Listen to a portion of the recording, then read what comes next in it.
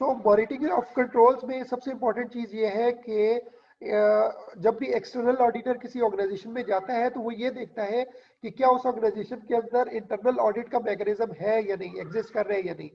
अगर एग्जिस्ट नहीं कर रहा तो वो मैनेजमेंट को रेकमेंड करता है जी कि आपने अकाउंट्स डिपार्टमेंट तो बनाया हुआ है, एचआर और सेल्स और प्रोक्योरमेंट तो बनाए हुए, लेकिन इंटरनल ऑडिट का फंक्शन भी करे जो कि आपकी एक्टिविटीज को मॉनिटर करे। नंबर टू, अगर वो एग्जिस्ट करता है तो वो उसका ऑडिटर का नेक्स्ट काम है कि वो ये देखे कि वो एक्टिविटीज जो है वो क्या करेगा, उनकी जॉब डिस्क्रिप्शन क्या है। तो वो नेचर ऑफ रिस्पॉन्सिबिलिटीज देखता है कि जो इंटरनल ऑडिटर है उसे क्या क्या कुछ दिया हुआ है एक्टिविटीज परफॉर्म करने के लिए। तो जॉब डिस्क्रिप्शन देखता है कि जी इसने ये 15 काम करने हैं। जब वो जॉब डिस्क्रिप्शन देखने के बाद प्रैक्टिकली फिर ये देखता है कि उनमें से वो एक्चुअली क्या परफॉर्म कर रहे हैं, तो वो थर्ड उस चीज के ऊपर आता है। फिर इस सारी जितनी हमने ये पांचों के पांचों एलिमेंट्स पढ़े,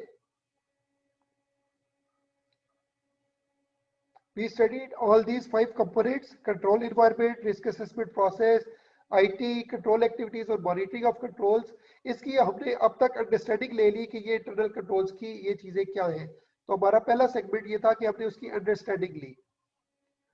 सो इंटरनल कंट्रोल्स में first and foremost thing is to get the understanding of something। अब understanding के बाद once we have got the understanding, once we have understood the system, तो नेक्स्ट जो चीज आती है वो ये है रिकॉर्डिंग, कि उस इंटरनल कंट्रोल सिस्टम को जो कि आपने समझा है उसको रिकॉर्ड कैसे किया जाएगा। तो अभी हमारा जो next half an hour and so में जो हमारा टारगेट है, we have to study how to record internal controls. अब रिकॉर्डिंग की क्या टेक्निक्स होती है दैट वी वुड स्टडी, कि इंटरनल कंट्रोल सिस्टम को रिकॉर्ड कैसे किया जाएगा।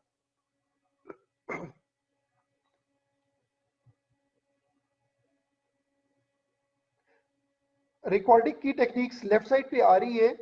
जो इंटरनेशनल स्टैंडर्ड्स ऑन ऑडिटिंग आपको ऑडिटर को रिक्वायर करते हैं कि वो उस ऑर्गेनाइजेशन के जो इंटरनल कंट्रोल सिस्टम है और उसका जो अकाउंटिंग सिस्टम है उन दोनों को वो रिकॉर्ड करे।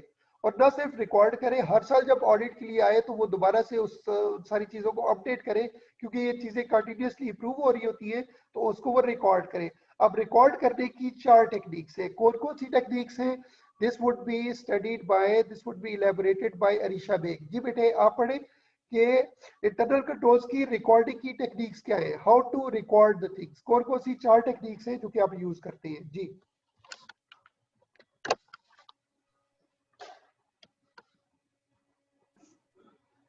सर उसका वैसे माइक सही नहीं है। चले कोई और स्टूडेंट पढ़ ले। Any other student? सर मैं पढ़ लेती हूँ, बस ये स्लाइड पढ़नी है ना। ये स्लाइड पढ़नी है लेफ्ट साइड पे। रिकॉर्डिंग की कौन कौन सी 4 टेक्निक्स हैं। इंटरनल कंट्रोल्स जब आप रिकॉर्ड करते हैं अपने पास अपनी ऑडिट फाइल में लगाने के लिए, परमानेंट फाइल में लगाने के लिए, तो आप कौन कौन सी टेक्निक्स यूज करते हैं इंटरनल कंट्रोल्स को रिकॉर्ड करने के लिए? अच्छा, पहले है narrative notes, then flow charts, फिर questionnaires and final checklist. Checklist. आप कौन कौन सी टेक्निक्स कब कब यूज करते हैं, दैट डिपेंड्स कि उसकी सिस्टम की कम्प्लेक्सिटी कैसी है। तो ये डिपेंड करता है, बाज़ वक़्त आप नैरेटिव नोट्स के थ्रू रिकॉर्डिंग कर रहे होते हैं, बाज़ वक़्त फ्लो चार्ट्स कर रहे होते हैं, बाज़ वक़्त क्वेश्चनियर बना लेते हैं और उसके ऊपर यस नो या रिस्पॉन्सेज लिख लेते हैं, और बाज़ वक़्त चेकलिस्ट बना देते हैं। और कई दफा ये होता है कि आप चारों टेक्निक्स के थ्रू कोई ना कोई सेगमेंट रिकॉर्ड कर रहे होते हैं। कुछ चीजें आपको डिस्क्रिप्टिव फॉर्म में, नैरेटिव फॉर्म में लिखना आसान होता है तो उनको आप नैरेटिव नोट्स की शक्ल में लिख लेते हैं। कुछ कम्प्लेक्स सिस्टम्स हैं तो उनको आप फ्लो चार्ट की सूरत में लिखते हैं। कुछ ऐसी चीजें होती हैं जो कि और प्रोसीजरल होती हैं तो उनके बारे में आप क्वेश्चनियर और चेकलिस्ट बना लेते हैं। और इन सारी चीजों को जब आप रिकॉर्ड कर लेते हैं तो उनको आप कहाँ प्लेस करते हैं? आपके पास 2 टाइप की फाइल्स होती हैं ऑडिटर के पास, एक करंट फाइल और एक परमानेंट फाइल। क्योंकि ये सिस्टम रिलेटेड चीज है, ये तो ये आपके डे टू डे चीजों से रिलेटेड नहीं है, वो आपकी परमानेंट फाइल में आएगी। तो करंट फाइल में ये नहीं आएगी। आपका जो सिस्टम आपने रिकॉर्ड किया, अकाउंटिंग सिस्टम की रिकॉर्डिंग की और कंट्रोल सिस्टम की रिकॉर्डिंग की, that has to be placed in permanent file. अब हम वन बाय वन एक एक टेक्निक को सीखते हैं कि नैरेटिव नोट्स क्या होते हैं और इसके एडवांटेजेस और डिसएडवांटेजेस क्या है। और सिमिलरली फ्लो चार्ट्स और क्वेश्चनियर्स और बाकी चीजों की भी हम देखते हैं कि इनके क्या क्या मेथड्स हैं और इनके एडवांटेजेस और डिसएडवांटेजेस क्या है। तो let's move on to narrative notes कि नैरेटिव नोट्स क्या होते हैं, और ऑडिटर जब एक अकाउंटिंग सिस्टम को और कंट्रोल सिस्टम को रिकॉर्ड करता है तो नैरेटिव नोट्स में क्या एडवांटेजेस है और क्या डिसएडवांटेजेस है।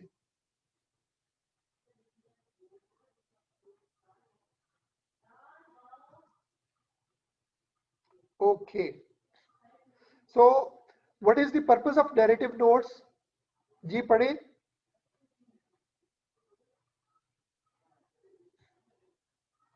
आकिब खान आप पढ़े। अच्छा सर, एनीवन जी। मैं ही पढ़ूं? जी पढ़। अच्छा. The purpose of narrative notes is to describe and explain the system, at the same time as making any comments or criticisms which will help demonstrate an intelligent understanding of the system.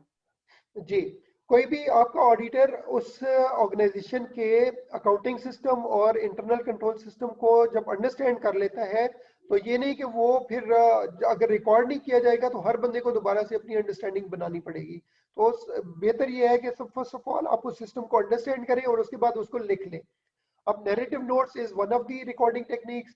उसमें आप क्या करते हैं कि आप system को describe करते हैं कि इस सिस्टम में है क्या, और सिर्फ डिस्क्राइब नहीं कर लेते कि जी अब हमने लिख दिया अब समझने वाला खुद ही समझे।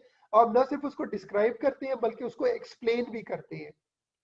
और first activity is description of the system, second explanation of the system, उसको इलेबोरेट करते हैं, फिर उसके ऊपर आप एज एन एक्सपर्ट अपने कमेंट्स और क्रिटिसिज्म भी देते हैं ताकि आपकी पूरी टीम को उस सिस्टम की अंडरस्टैंडिंग हो जाए।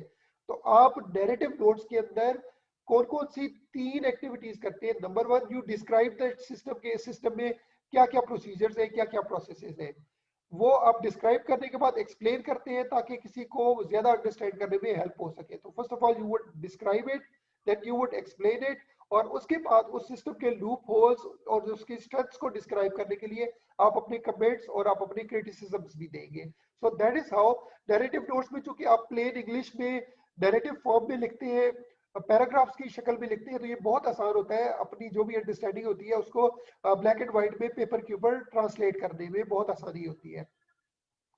अब इसके एडवांटेजेस क्या हैं ये पढ़ें। What are the advantages left side के ऊपर? They are relatively simple to record and can facilitate understanding by an all audit team members. Okay, और डिसएडवांटेज क्या है? Describing something in narrative notes can be a lot more time consuming than, say, representing it as a simple flow chart, particularly where the system follows a logical flow.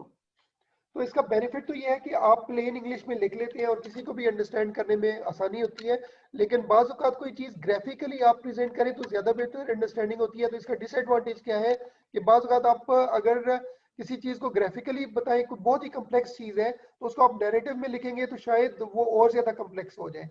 अगर उसको आप एक graphical form में लिखेंगे तो शायद वो easy हो जाए। तो ये एडवांटेजेस और डिसएडवांटेजेस है। फ्लेक्सिबिलिटी के ऊपर इसका क्या एडवांटेज है? Number 2, They can be used for any system due to the method's flexibility. Yes, तो चूंकि आप प्लेन इंग्लिश में पैराग्राफ फॉर्म में लिखते हैं तो बहुत इजी होता है आप उसको लिखने के लिए।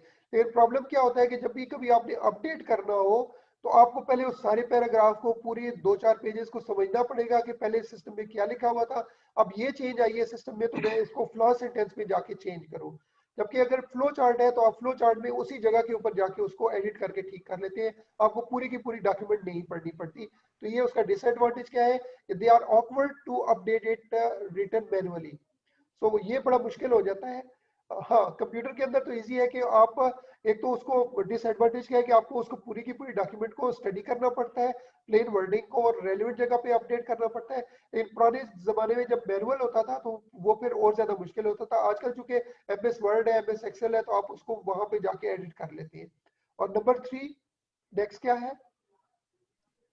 Editing in future years can be relatively easy if they are computerized. Okay, and what is the disadvantage? It can be difficult to identify missing internal controls because notes record the detail of systems but may not identify control exceptions clearly. Exactly, बहुत important है। देखिए जब आप descriptive form में लिख रहे होते हैं तो आपके लिए उसको असेस करना और उसके लूप होल्स को देखना बड़ा मुश्किल होता है। लेकिन अगर वही चीज ग्राफिकल फॉर्म में होती है तो आपके यार ये चीज इस तरह से फ्लो कर रही है, इसको अगर इस तरीके से किया जाए तो ज्यादा बेहतर हो जाएगा। तो सिस्टम में इंप्रूवमेंट्स के लिए फ्लो चार्ट ज्यादा इजी होती है, ज्यादा इफेक्टिव होते हैं as compare to narrative notes. तो ये नैरेटिव नोट्स का एक डिसएडवांटेज है एक तरह से, कि आप उसके इंटरनल कंट्रोल्स को, मिसिंग इंटरनल कंट्रोल्स को डिस्क्रिप्टिव फॉर्म में अगर कंट्रोल्स लिखे होंगे तो वो मुश्किल होगा, अगर फ्लो चार्ट की फॉर्म में होगा तो वो कंपैरेटिवली इजी होगा। So we have studied narrative notes, now we would study how the flow charts work. So what is flow chart? This is also a recording technique. जी पढ़े, what is a flow chart? Flow charts are graphic. Flow charts are graphic illustrations of the physical flow of information through the accounting system. Okay. They represent the sequences of processes, and other symbols represent the inputs and outputs to a process. जी, flow chart एक बहुत logical technique है जिसके through आप क्या करते हैं कि उस सिस्टम की बिगिनिंग स्टार्ट दिखाते हैं कि यहाँ से सिस्टम स्टार्ट हुआ, और उसकी एंडिंग दिखाते हैं कि यहाँ पे ये सिस्टम एंड हो रहा है, और उसके दरमियान में जो भी फ्लो है, जो भी उसका सीक्वेंस है, वो आप डिफरेंट सिंबल्स यूज करके तो उसको करते हैं। सो ये ग्राफिकल इलस्ट्रेशन के थ्रू आप किसी भी सिस्टम को एक्सप्लेन कर लेते हैं कि how this system is establish, how it is design. अब ये किस तरह से होता है प्रैक्टिकली, अब हम वो देखते हैं कि वो सिंबल्स क्या यूज होते हैं और किस तरीके से फ्लो चार्ट्स डिजाइन किए जाते हैं। सर आपकी आवाज ओके, अभी आ रही है आपको मेरी आवाज? जी सर, अब बेहतर है। ओके, अब आपकी स्क्रीन के ऊपर एक फ्लो चार्ट बना हुआ है। इस फ्लो चार्ट में एक बिगिनिंग है, एक एंडिंग है, इसके अंदर क्या कुछ लिखा हुआ है उससे इररिस्पेक्टिव आप देखें ये डिफरेंट शेप्स की डिफरेंट ग्राफिक्स बनी हुई है। अभी देखिए ये स्टार्ट के अंदर एक ओवल है, एंड के ऊपर भी एक ओवल है, ठीक है। उसके बाद ओवल के बाद इमीडिएटली एक पैरेललोग्राम है, और उसके नीचे एक डायमंड है, डायमंड के नीचे एक रेक्टेंगल है, और इस तरीके से कुछ एरोज हैं, और ये सारी चीजें हैं। अब ये क्या ये बिगिनिंग के अंदर हमने ओवल क्यों दिखाया, पैरेललोग्राम का क्या मकसद है, डायमंड का क्या पर्पज है, रेक्टेंगल का क्या पर्पज है? अब आप देखिए डिस्क्रिप्टिव फॉर्म में इस कॉम्प्लेक्स सिस्टम को लिखना बड़ा मुश्किल होगा, और अगर ग्राफिकल फॉर्म में होगा तो ये बहुत इजी हो जाएगा।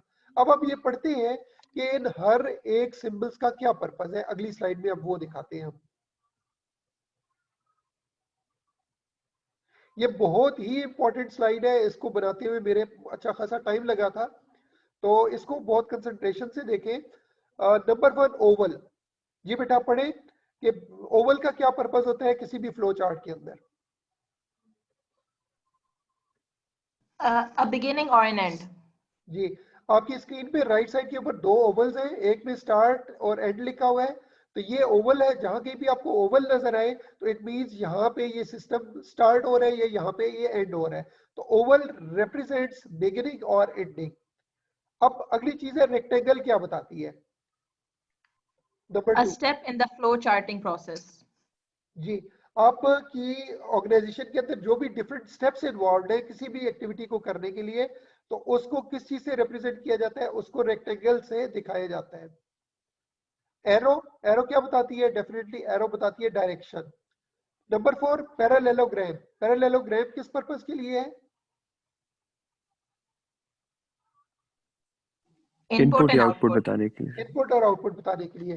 फॉर एग्जांपल आपने एक एंट्री की, और एंट्री के करके फॉर एग्जांपल इन्वेंट्री आपने आउट की, तो इन्वेंट्री आउट करना एक आप स्टार्ट करेंगे, ओवल बनाएंगे, फिर उसके बाद आप रेक्टेंगल दिखाएंगे कि जी इन्वेंट्री आउट करने के लिए फर्स्ट ऑफ ऑल आप एक रिक्विजिशन देंगे कि जी ये इन्वेंट्री हमने आउट करनी है। उसके बाद वो पहला स्टेप ये होगा कि जी एक रिक्विजिशन दी जाएगी। नंबर 2, उसके बाद क्या होगा, मटेरियल को मूव किया जाएगा। तो स्टेप 2 क्या है? Material movement. और उसके बाद क्या है कि मटेरियल जब मूव हो रहा है तो साथ के साथ एक डॉक्यूमेंट बनेगी जो कि होगा गुड्स डिस्पैच नोट। तो इसका मतलब ये है कि ये अब इनपुट या आउटपुट डॉक्यूमेंट आ गई कि उस जो इन्वेंट्री मूव हो रही है उसको सिस्टम के अंदर उसकी डॉक्यूमेंटेशन क्या होगी, उसकी डॉक्यूमेंटेशन होगी गुड्स डिस्पैच नोट, और उसी के साथ गुड्स डिस्पैच नोट के साथ एक सेल्स इनवॉइस भी बनेगी। तो ये इनपुट या आउटपुट डॉक्यूमेंट्स है। आगे आ गया जी Diamond, call for a decision. अब उसके बाद आप एक डायमंड बनाएंगे, आप कहेंगे जी कि ये बन तो गया, इसमें पार्टी का नाम क्या लिखा हुआ है, क्या ये कराची की पार्टी है या लाहौर की पार्टी है या कितनी है। तो जहां आपने डिसीजन करना होता है वहां पे आप डायमंड लगाते हैं कि वेदर यस या नो, वेदर कोई भी किसी किस्म का जो डिसीजन है, तो डिसीजन को आप किस चीज से सिंबलाइज करते हैं, डायमंड से। तो फर्स्ट ऑफ ऑल ओवल किस चीज से रिप्रेजेंट किया जाता है, जहां अपनी बिगिनिंग और एंडिंग करनी हो वहां पे ओवल यूज होता है। जहाँ कहीं कोई स्टेप दिखाना हो कि जी पहले स्टेप 1 ये है, स्टेप 2 ये है, स्टेप 3 ये है, वहाँ रेक्टेंगल यूज होती है। जहाँ कहीं किसी इनपुट और आउटपुट का अगर होता है, तो अगर किसी सिस्टम की इनपुट और आउटपुट को डिस्प्ले करना होता है तो वहाँ पैरेललोग्राम यूज होता है। जहाँ डिसीजन होता है तो वहाँ डिसीजन क्या है, वहाँ डिसीजन आप डायमंड से रिप्रेजेंट करते हैं। अच्छा, ये तो था कि सिस्टम के अंदर ही चीजें मूव हो रही है। अगर कोई फिजिकल पेपर डॉक्यूमेंट है तो उस पेपर डॉक्यूमेंट को सॉरी पेपर डॉक्यूमेंट को डिस्प्ले करते हैं, ये जो सिंबल बना हुआ है पॉइंट नंबर 6 पे, इस चीज से किया जाता है पेपर डॉक्यूमेंट। लेकिन अगर कोई आप पेपर डॉक्यूमेंट का प्रिंट नहीं लेते, सिर्फ सिस्टम पे ही डिस्प्ले आता है, तो उस डिस्प्ले को आप इस तरीके से रिप्रेजेंट करते हैं जो कि 7 नंबर के सामने है। जैसे आप एटीएम मशीन पे जाते हैं तो एटीएम मशीन पे वो आपसे पूछता है कि क्या आपको इस ट्रांजैक्शन की स्लिप चाहिए। तो अगर स्लिप चाहिए तो वो क्या निकल आती है, स्लिप निकल आती है, वो नंबर 6 है कि वो पेपर डॉक्यूमेंट आ जाती है। लेकिन अगर आपको स्लिप नहीं चाहिए, सिर्फ आपको अपना बैलेंस पता करना है, तो वो फिर किस में आ जाता है, ऑनलाइन आपका बैलेंस डिस्प्ले होके आ जाता है। तो ये फर्क है पेपर डॉक्यूमेंट में और ऑनलाइन डिस्प्ले में।